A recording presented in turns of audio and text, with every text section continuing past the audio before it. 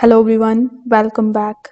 In this video, I'm going to show you how to connect Webull to TradingView in 2026. In order to do it, first of all, you need to come here on tradingview.com in your web browser.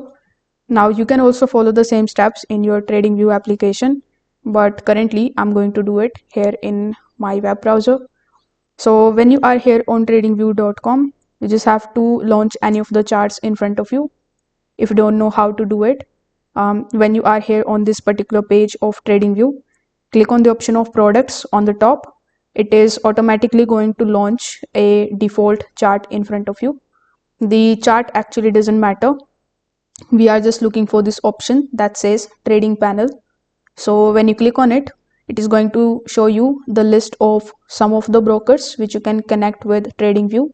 In order to see the full list, click on the option of show all brokers. Now from this particular list, we need to look for Webull. So you can use the search bar on the top right hand corner of the screen.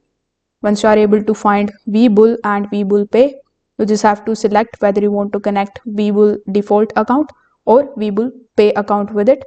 So after clicking on it, it will ask further like whether you want to connect a Webull account if you are living outside of Japan and UK.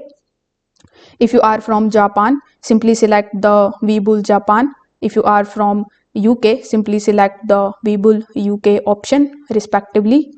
So here click on the option of Webull, then click on the option of connect.